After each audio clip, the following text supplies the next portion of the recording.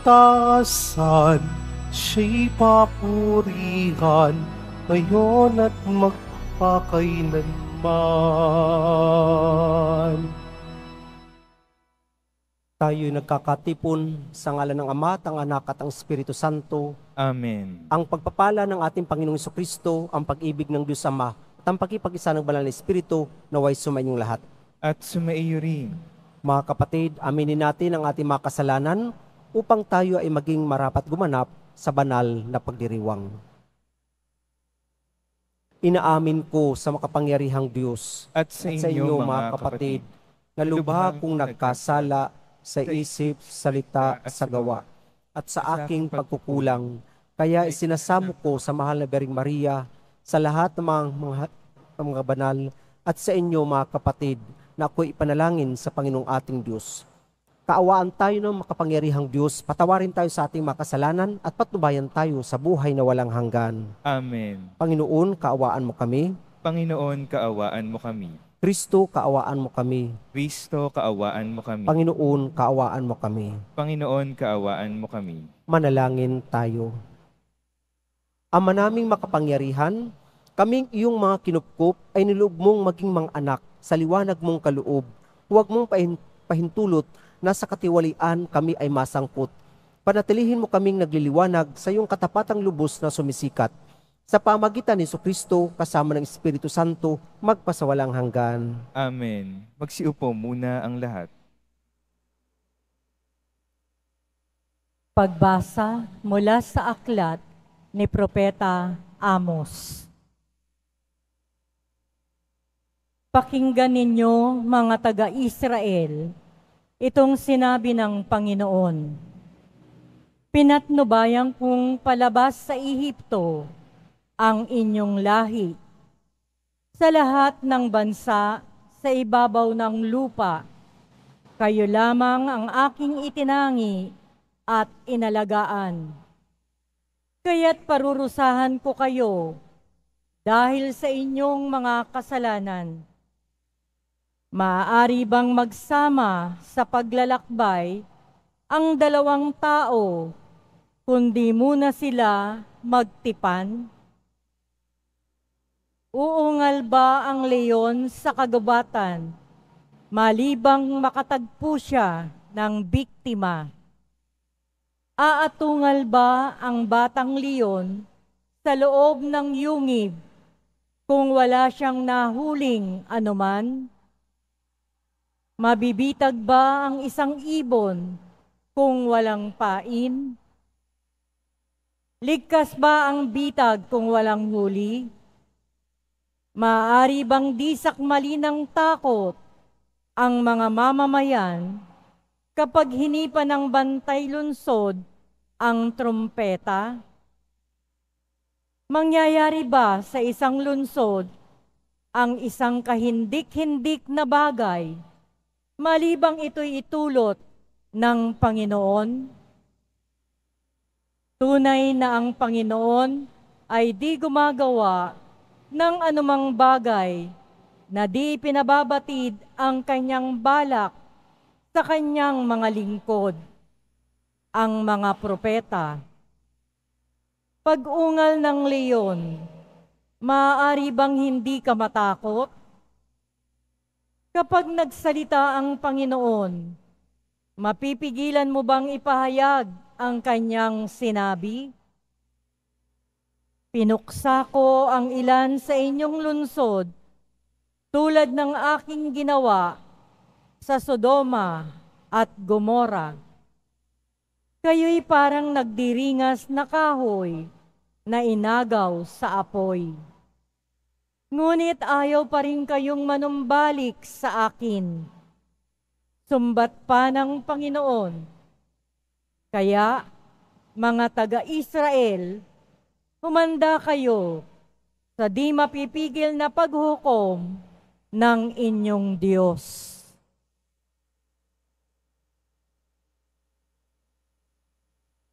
Ang salita ng Diyos. Salamat sa Diyos.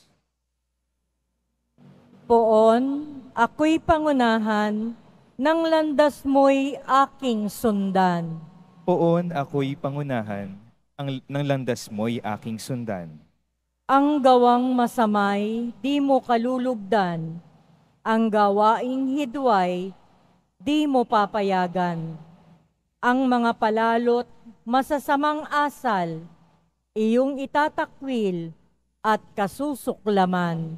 Poon ako'y pangunahan, ng landas mo'y aking sundan.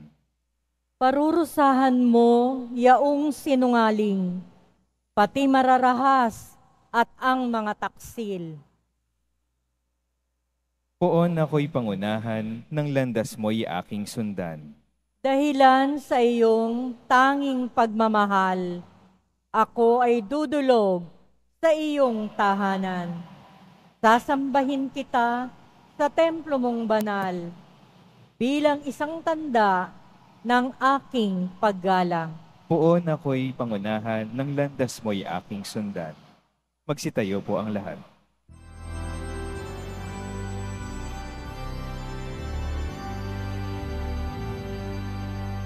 Hallelujah, Hallelujah,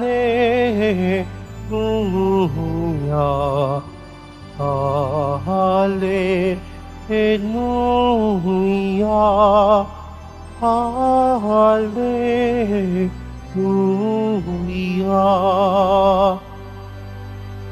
Poon ikaw ang pag-asa, ang salita mo'y ligaya, pag-asa ko sa tuwina. Hallelujah, Hallelujah, Hallelujah, Hallelujah.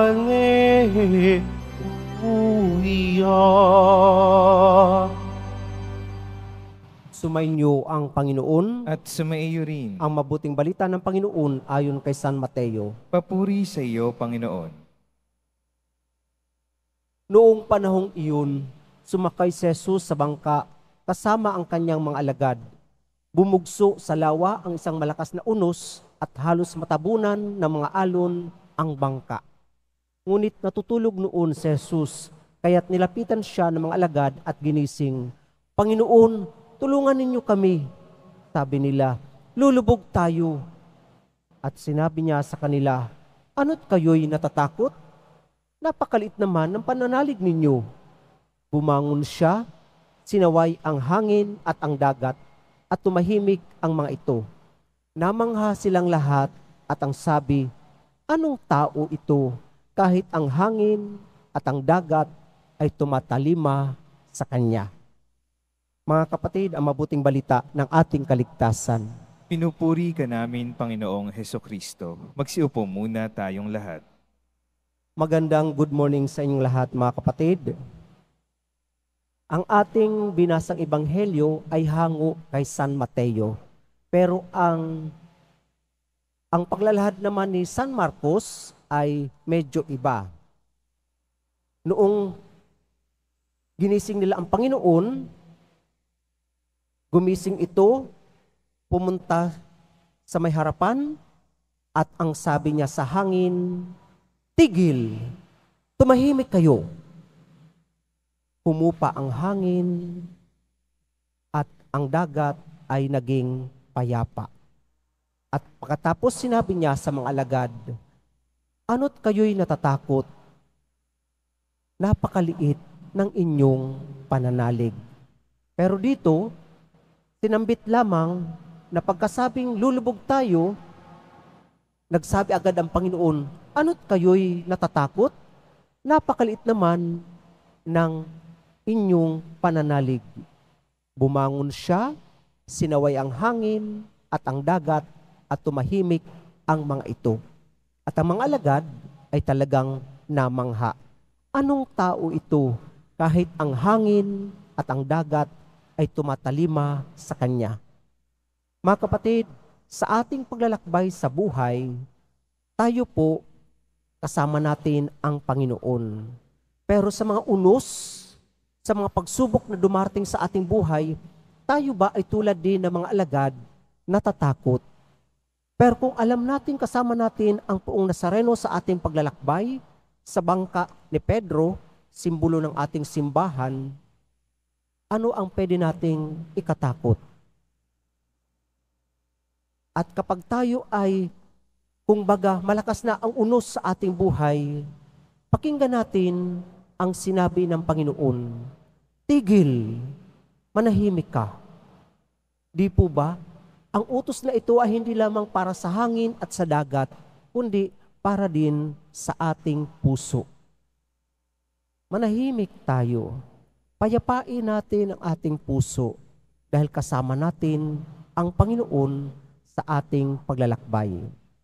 Meron pong isang theologian na ang kanyang pagninilay ay ganito po. 1971, yung kanyang gawa na pagninilay sa ating ebanghelyo.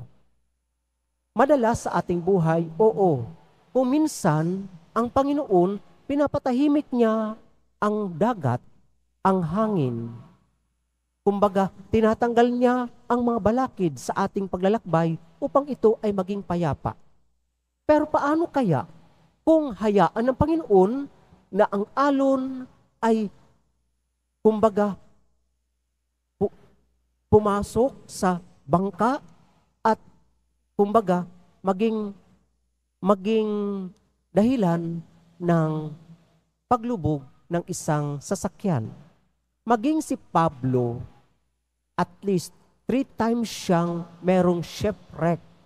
Yung mga karanasan niya.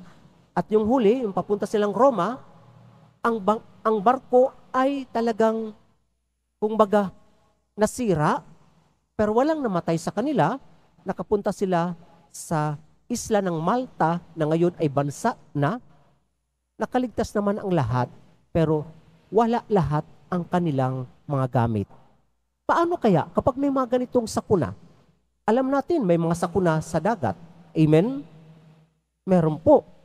Pero paano kaya? Masasabi kaya natin, di ba kasama natin ang Panginoon? Bakit niya hinayaan na lumubog ang bangka o barko? Ang sabi ay, may mga pagkakataon na kung baga hinahayaan ng Panginoon ang pagkawasak ng ating sinasakyan o maaring maging dahilan ng ating kamatayan. Pero sa mga pagkakataong ito, binibigyan lamang tayo ng Panginoon na lalong kumapit sa Kanya at ibigay sa Kanya ang ating mga takot, mga pangamba at mga pagdududa. Kung baga, pagsasabi lamang na ang ating paglalakbay, kung tayo ay naglalakbay, pinagbibigyan tayo ng Panginoon ng Kanyang presensya at ng Kanyang biyaya upang lalong kumapit tayo sa Kanya at hindi mawala sa Kanyang presensya. Ganito po, si Pablo sa kanyang pagiging misyonero, meron siyang pangitain na nakita niya ang kalangitan, kahangahangang bagay. Pero may tanong siya sa kanyang sarili dahil meron siyang mga kahinaan. Kaya ang sabi niya, 3 beses kong ipinanalangin sa Panginoon na alisin niya sa akin ang aking mga kahinaan. Dahil para itong tinik na nakatusok sa kanyang kalamnan na parang hagupit ni Satanas. Ang sagot ng Panginoon, ang aking biyaya ay sapat para sa iyong sitwasyon, sa iyong buhay. Dahil lalong tumitingkad ang aking kapangyarihan kapag ikaw ay mahina. Kaya naman sabi ni Pablo, kaya naman ako ay payapa sa kabila ng aking mga kahinaan, ng pangungutya sa akin, sa mga pagdurusa, sa mga pagbatiko sa akin. Dahil kung kailan ako mahina, doon naman ako lumalakas. Sapat ang biyaya ng Panginoon sa atin. Sa ating ebanghelyo, sinasabi na, opo, ang presensya ng Diyos ay sapat para sa atin.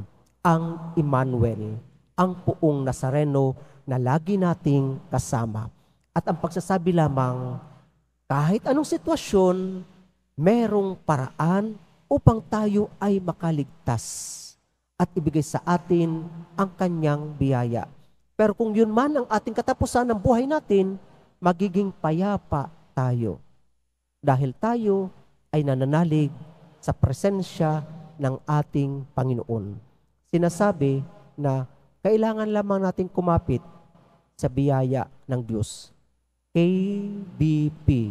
Hindi po kapisanan ng broadcaster ng Pilipinas, KBP. Manalig tayo sa kanyang biyaya. Manalig tayo sa kanyang presensya. Manalig tayo sa kanyang mga pagpapala.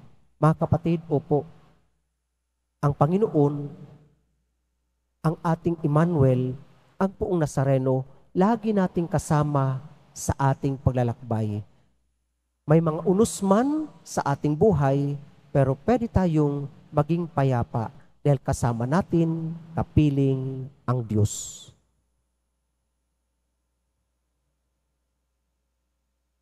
Magsitayo po ang lahat.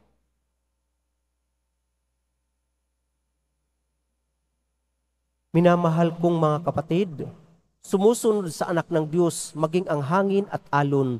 Mulat sa katotohanan ito, manalangin tayo ng may pananalig para sa katahimikan ng napakagulong mundo. Panginoon, ipagkaloob mo sa amin ang iyong kapayapaan. Panginoon, ipagkaloob mo sa amin ng iyong kapayapaan.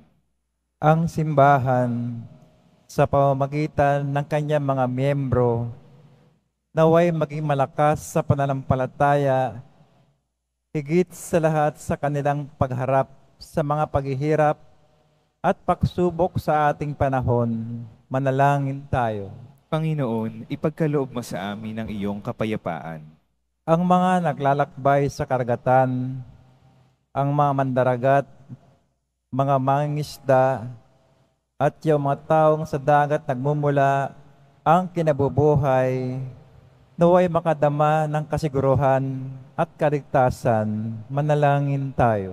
Panginoon, ipagkaloob mo sa amin ang iyong kapayapaan. Ang mga nanghihina sa kanilang pananampalataya, naway mapatatag sa pamamagitan ng tulong at suporta ng kanilang mga kaibigan. Manalangin tayo. Panginoon, ipagkaloob mo sa amin ang iyong kapayapaan. Ang mga may kapansanan at mga nagdurusa sa matagal na karamdaman, naway makatagpo ng kapayapaan kay Kristong may kapangyarihang magpagaling. Manalangin tayo. Panginoon, ipagkaloob mo sa amin ang iyong kapayapaan. Ang mga yumao, naway makadama ng walang hanggang kapayapaan kay Kristo. Manalangin tayo. Panginoon, ipagkaloob mo sa amin ang iyong kapayapaan. Sa katahimikan ng ating puso, ating idalangin ang ating mga personal na kahilingan. Ama sa langit, patataginawa kami ng pagsubok at suliranin ng buhay na puno ng unos at magdulot nawa ito ng kapayapaan sa aming mga kaluluwa. Hiniling namin ito sa pamagitan ni Kristo ang aming Panginoon. Amen.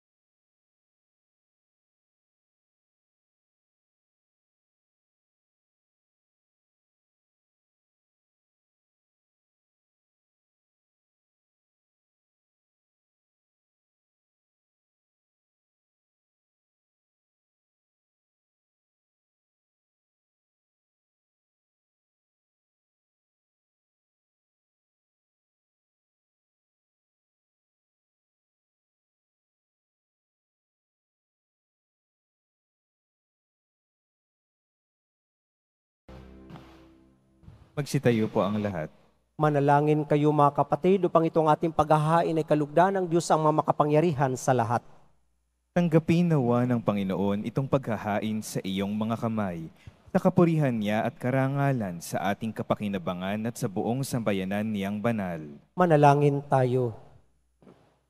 Ama naming lumikha, kami iyong pinagindapat gumanap sa pagdiriwang ng paghahain ng iyong pagliligtas. Ipagkaloob mong ang aming paglilingkod sa iyo ay gawing kalugod-lugod ng mga alay na ito. Sa pamagitan ni Jesucristo kasama ng Espiritu Santo, magpasawalang hanggan. Amen. Sumainyo ang Panginoon. At sumaiyo rin. Itaas sa Diyos ang inyong puso at diwa. Itinaas na namin sa Panginoon. Pasalamatan natin ang Panginoong ating Diyos. Marapat na siya ay pasalamatan. Ama naming makapangyarihan, tulang marapat na ikaw aming pasalamatan, pinagbibigyan mong ito'y aming maihayag, kahit na ito'y walang anumang maidaragdag. Sa kadakilaang sayo ay likas. Sa pagpupuri namin ang nakikinabang, ay kami ring iyong pinakikiharapan sa pamagitan ng iyong anak na minamahal.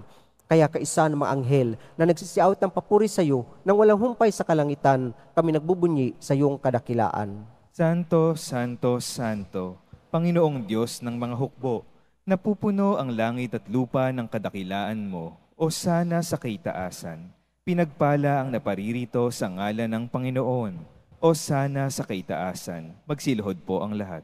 Ama naming banal, ikaw ang bukal ng tanang kabanalan. Kahit sa pamagitan ng iyong Espiritu, gawin ng banal ang mga kulob na ito upang para sa amin maging katawan at dugo ng aming Panginoong Hesukristo. Bago niya pinagtiis ang kusang loob na maging handog, hinawakan niya ang tinapay, pinasalamatan kanya, pinaghati-hati niya yun, iniabot sa kanyang mga alagad at sinabi, "Tanggapin ninyong lahat ito at kanin, ito ang aking katawan na ihahandog para sa inyo."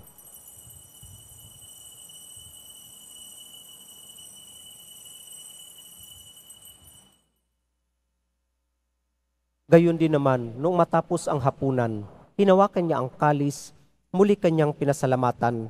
Iniabot niya ang kalis sa kanyang mga alagad at sinabi, "Tanggapin ninyong lahat ito at inumin, ito ang kalis ng aking dugo, ng bago at walang hanggang tipan, ang aking dugo na ibubuhos para sa inyo at para sa lahat sa ikapagpapatawad ng mga kasalanan. Gawin ninyo ito sa pag-alala sa akin."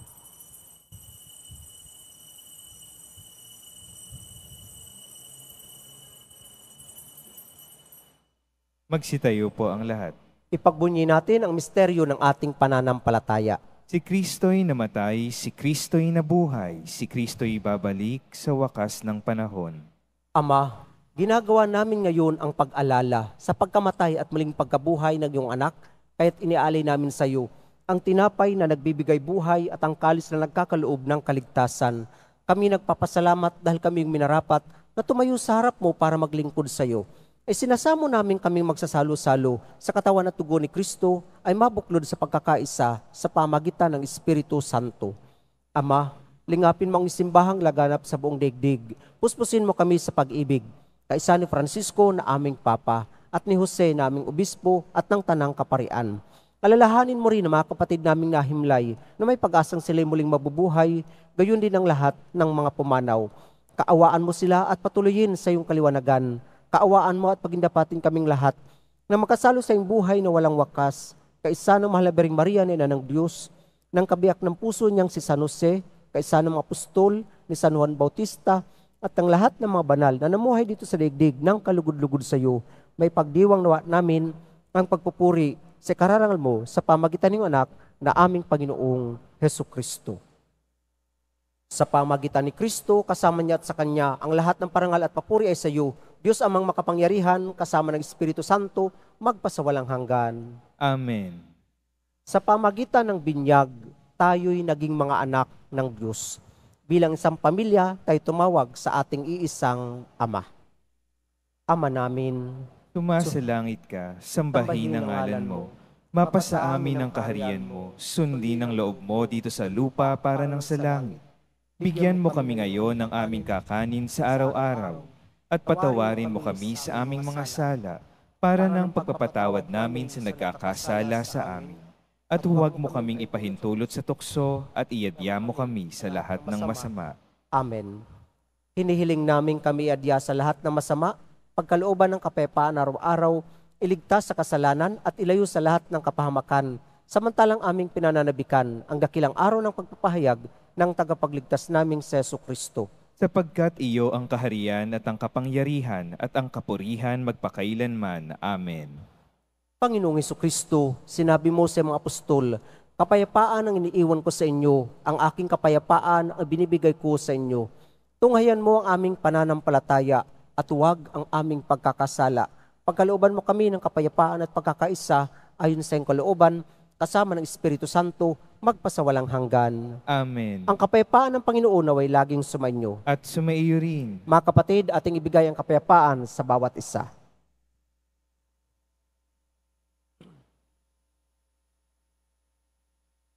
Kordero Kordero ng Diyos na nag-aalis ng kasalanan ng sanlibutan, maawa ka sa amin. Kordero ng Diyos na nag-aalis ng mga kasalanan ng sanlibutan, maawa ka sa amin. Kordero ng Diyos na nag-aalis ng mga kasalanan ng sanlibutan, ipagkaloob mo sa amin ang kapayapaan, magsiluhod po ang lahat.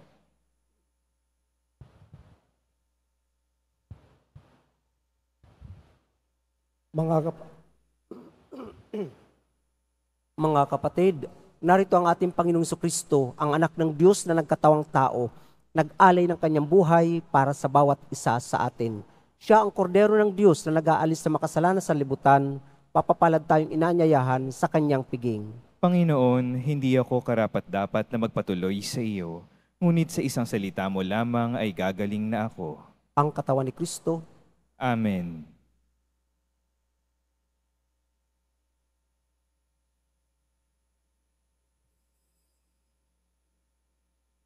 Para sa lahat ng tatanggap ng banal na komunyon, sasagot po tayo ng amen pagkasabi ng pari o ng lay minister ng katawan ni Kristo.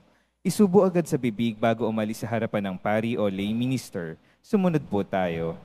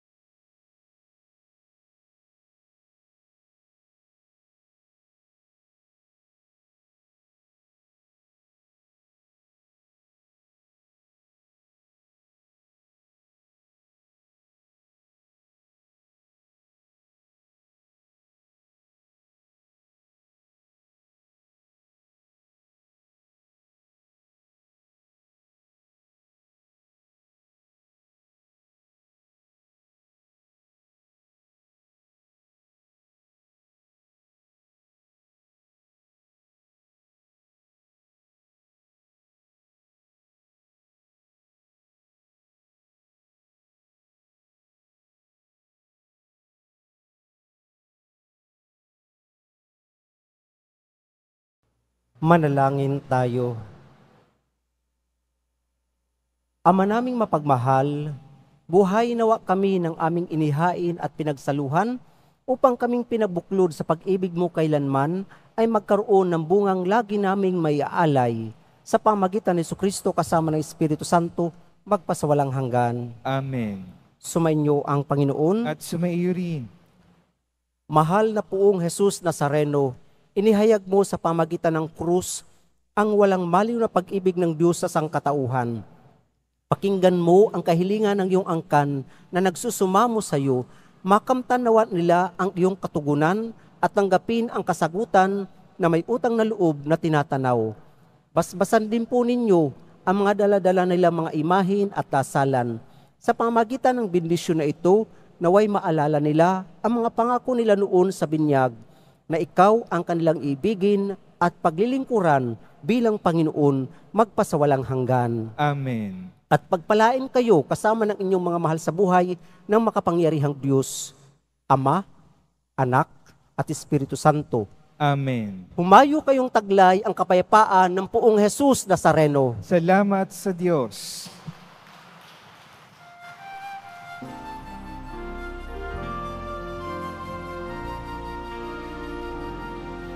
Nuestro Padre Jesús, Nazareno, sinasamba ka namin. Pinipintuho ka namin. Aral mo ang aming buhay at kaligtasan. Cristo Padre Jesus Nazareno, iligtas mo kami sa kasalanan. Ang krus mong kinamatian ay sagisag ng aming kaligtasan. Nuestro Padre Jesus Nazareno, dinarangal ka namin. Nuestro Padre Jesus Nazareno, inuwalhati ka namin. Nuestro Padre Jesus Nazareno, dinarangal ka namin. Nuestro Padre Jesus Nazareno, inuwalhati ka namin.